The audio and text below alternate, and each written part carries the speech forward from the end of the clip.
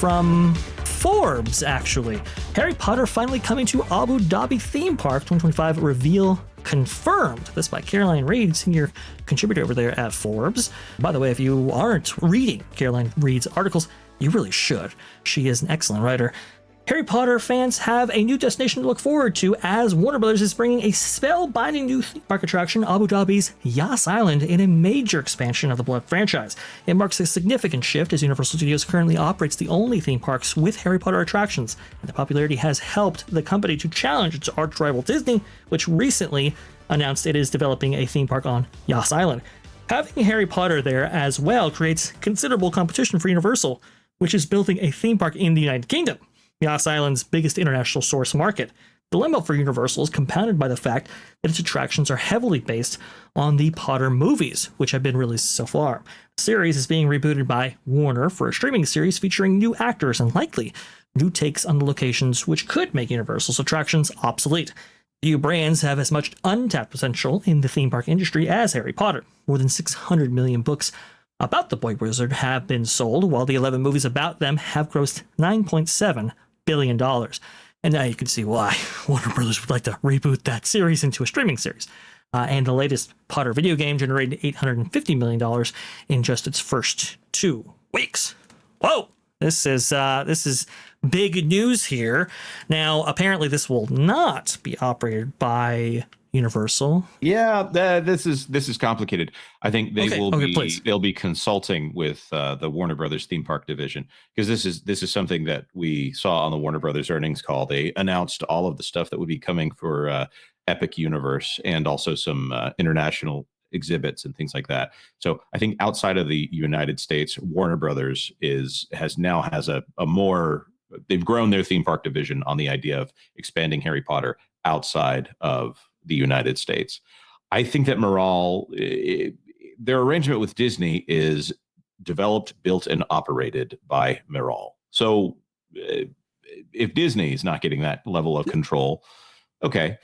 There's also something in this article talking about how they did a study on what would be the most valuable theme park property in the world, and globally speaking, Disney did not make that list. Did not make the top of that list, I should say. I don't want to overstate it here. It was Harry Potter across the board.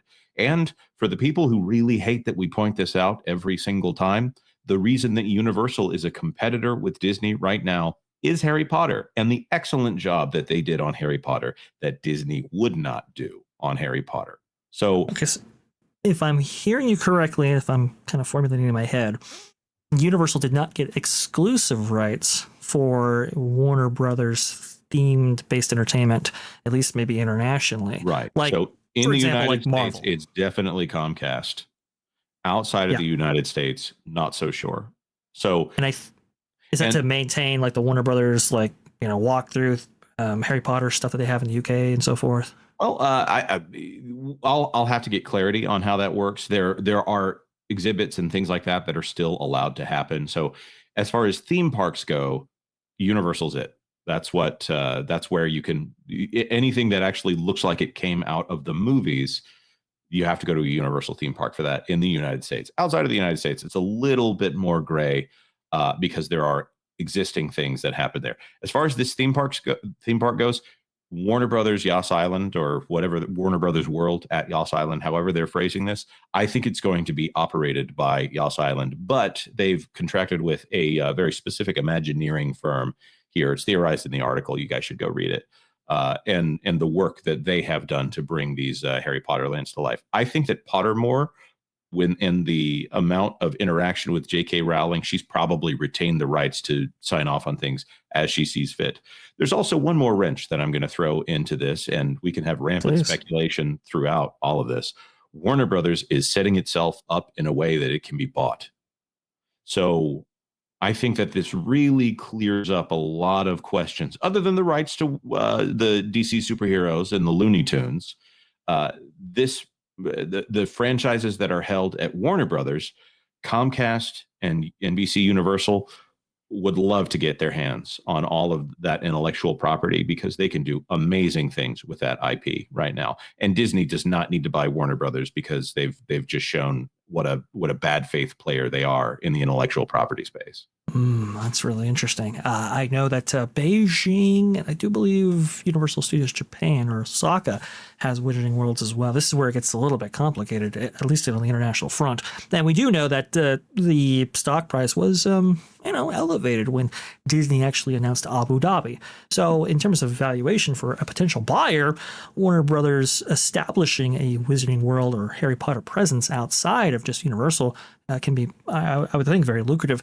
Culture, your thoughts on all this, please? I think I've heard for the better part of 4 years now that the whole plan after the Reverse Morris Trust spinoff of Warner Brothers to Warner Brothers Discovery, that they were going to try to separate Warner Brothers into an entity that could be purchased. I mean, I can see that happening, and perhaps it will. It doesn't make the most amount of sense the way that they're trying to mix up the structures and put the. I think Jonas and I have talked about this privately, but I think that when you look at it, it makes the most amount of sense for Warner to still exist as an entity. Discovery is going to be full of a lot of things that will be items they can shed, whether in whole or in part. So I look at and the strategy behind how you go about shedding those things is the most important. I think putting Gunnar on that was the right call, because if you thought the fellow that gave us Project Fail popcorn, was no longer at the company. Yeah, it was a hatchet man. Weidenfels is actually a real cut and slash guy.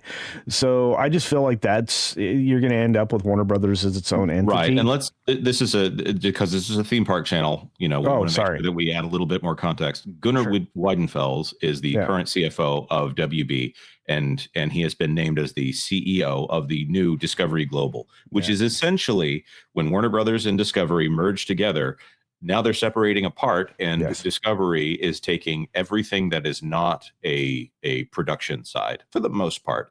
Right. So Discovery will continue to exist how it was, and they'll also add in things like TNT Sports and all of the cable channels that Warner Brothers is no longer interested. So Warner Brothers is becoming a much more streamlined entity, and a lot of the debt and a lot of the cable stuff is going with Discovery, and anything with side. So the IP holdings, for the most part, other than Discovery, are going to stay with Warner Brothers. That's the thing that I want to focus on here from the theme park side of things. And everything you said is correct. I just want to make sure we make it accessible to people who aren't interested in the balance sheet. Well, it's easier to say that Discovery is going to be taking over the things of large overhead.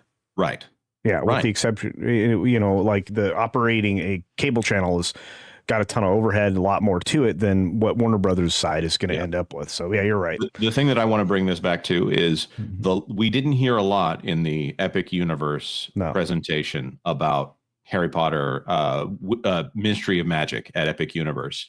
Instead, there was a second presentation from Warner Brothers where they took Warner Brothers' new theme park division, which is, it existed in some level. It was a department. And then they said, by the way, we're going to go bigger with this. That was where the real reveals of the Warner Brothers parts of the park were, which was the other stuff about wands and things. The bigger reveal for that land came from the Warner Brothers theme park division, which was involved in the creation of this land at a Universal theme park. So I think they work together well. And from what I understand, there is a standing arrangement between Warner Brothers and NBC Universal that anything Warner Brothers comes up with is fair game for Universal to say, hey, can we use that in the theme park? There's certain things that are still signed off on for other parks, like Six Flags has the right to the DC characters inside the United States. You'll find those DC characters overseas are in Warner Brothers parks and things like that. So this right now, to me, they will have so much money to create this theme park in Abu Dhabi, and they will have the benefit of having learned from what they've done here in all of these Comcast parks, and the benefit of seeing what works internationally. Right now, there is a Harry Potter exhibit that's over there on, I want to say Saadiyat.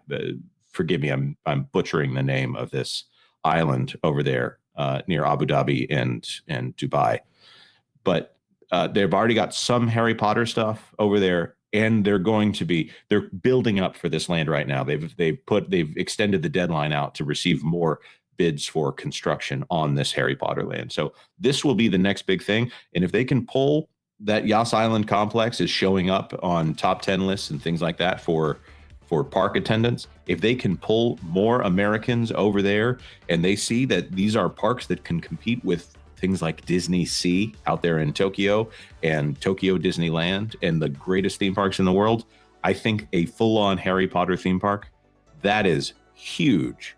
And it maybe speaks more to where this is going to be headed in the next 10 years. There's a land grab here if WB goes up for bids soon. Thanks for watching That Park Plays News. For more information, consider checking out www.thatparkplace.com. And don't forget to subscribe, share, like, and send this out on your favorite social media accounts.